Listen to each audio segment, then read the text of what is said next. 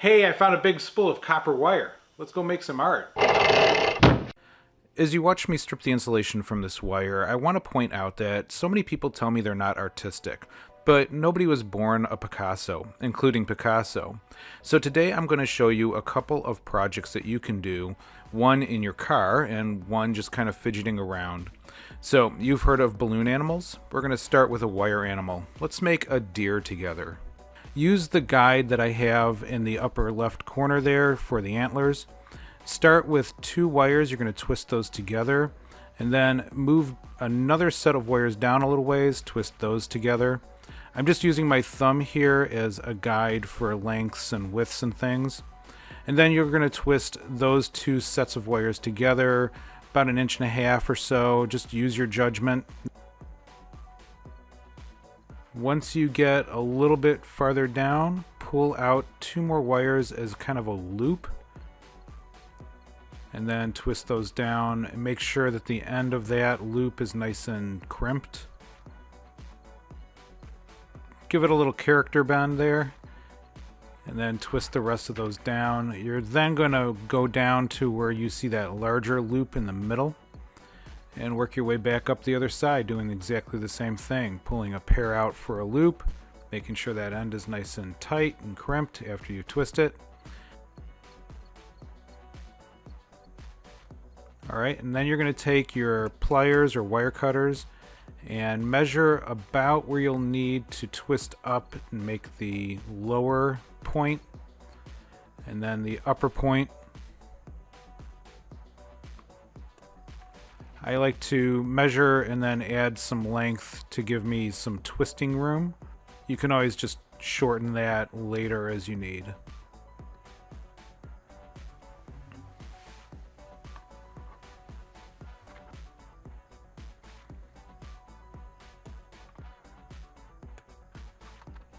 Alright, once you have the antlers done, you're going to take the rest of your wires, all 4 of them, twist the ends just to make it a little bit easier, and then wrap it around the little front end loop just to make the snout and the head.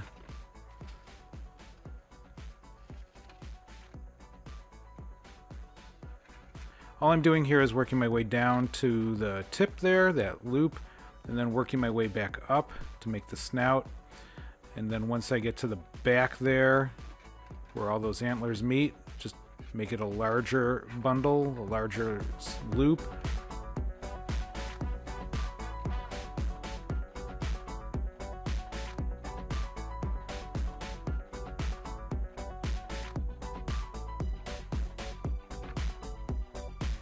And then part of that will become part of the neck. So you'll just twist that a little bit. You're going to need, I should have mentioned this earlier, you're going to need about 5 feet of wire for this bundle, because once you've twisted down about a thumbnail's length, you're going to make the legs and feet, and that's just going down about as far as you'd like. I'm trying to find a thing to measure here, but I did find this little piece of wire that's actually almost perfect, so I can make all the legs the same length. Anyway, you make a loop, twist it down, and then leave a nice generous kind of thumbnail sized loop at the end for the feet. And you're just going to do that on the other side as well with the other 2 wires.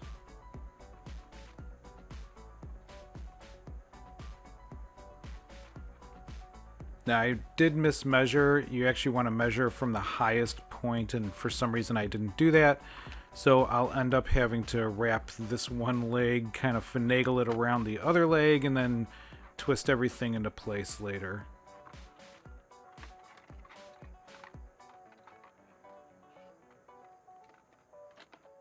Alright, now for the body, you take both sets of wires, all 4 wires, and you twist them about half as long as the legs, maybe 3/4, you decide.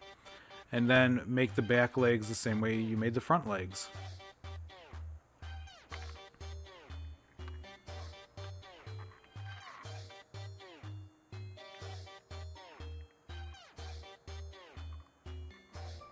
Before adding that last leg, add a little tiny loop for the tail, and then move on to the rest of the leg.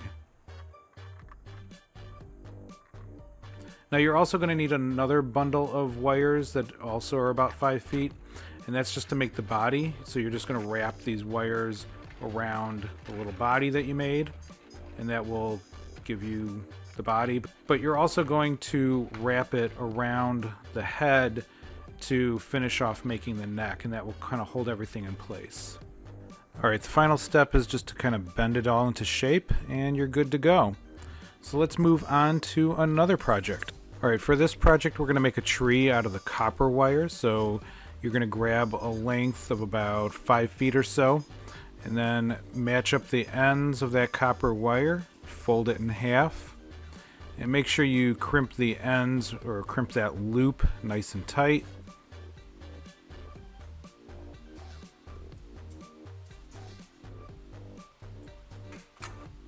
And then I'm going to use this pliers to give me some leverage to twist, but you want to leave enough length on the end for the roots, and then you'll just start twisting up to make the trunk of the tree, and make that trunk as long as you want. This is your tree, just as long as you have enough room left over to make some branches.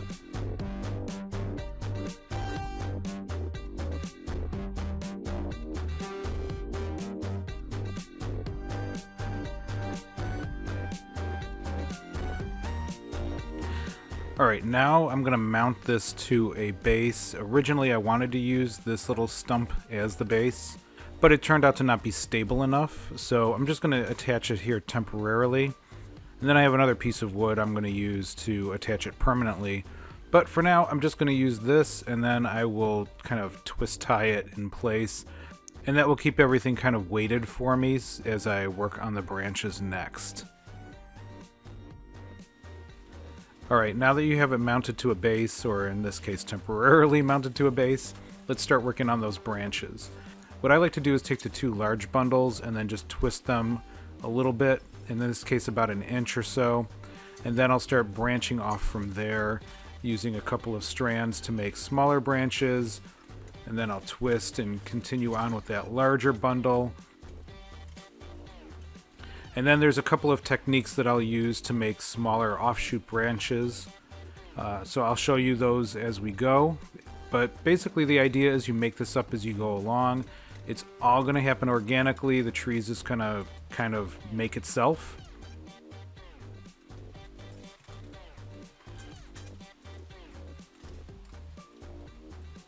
You're definitely going to have to fight with these wires as you're twisting. Just kind of keep managing them as you go. It's easier to manage as you go rather than wait until they get into a big tangle. To make smaller offshoot branches, one of the techniques I like is to just make a loop and then cut the end so you have these two little tiny offshoots that will be the end of that little tiny branch. Then you'll add decoration to those branch ends. I'll show you how to do that later. And then you can just merge that strand into the rest of the other wires. And as you go, you can decide if you want more loops or whatever.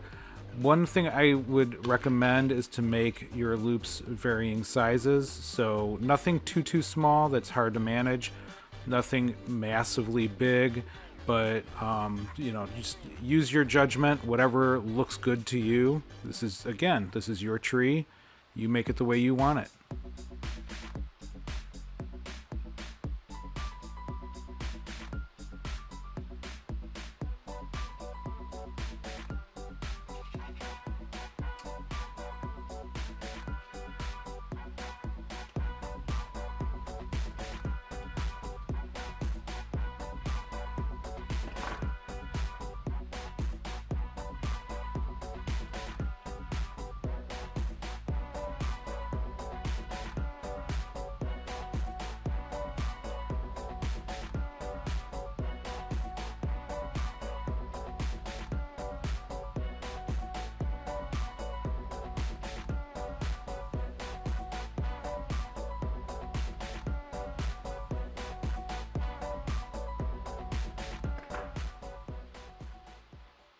Now that you have all the ends where you want them, you're going to add some decoration to them. I really love spirals, rounded shapes, things like that, so I'm just going to add some spirals on these. So you can do what you want. You can make hearts, You can do whatever. Balloon animals, doesn't really matter.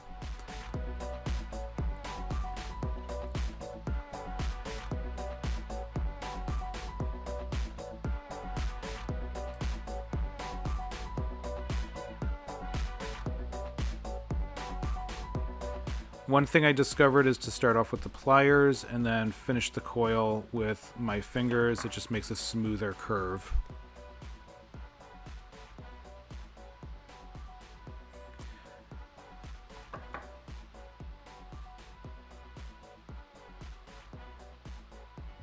Now that I have the tree kind of the way I want it, and before I bend it into shape, I'm going to replace that base with a permanent home. This is a piece of bark wood that I trimmed off of another project. It's perfect for this because then you can just kind of hook the roots into the little nooks and crannies of the bark.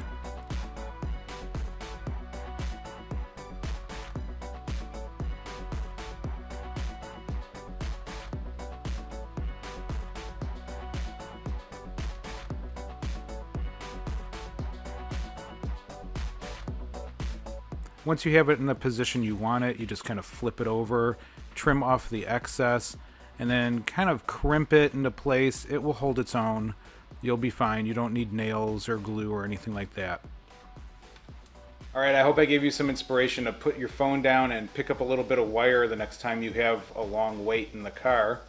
Each of these projects did take about 20 minutes, and I did cut the boring bits out, so you only saw about 10 minutes of each. If you are going to make the tree, just know that they do take a life of their own on, so as you're twisting away, they tend to look radically different each time. I've never been able to duplicate the look of one tree to the next. And I'll show you a second version of a tree I made, just so you can see how very different they can end up. All right, without further ado, here you go.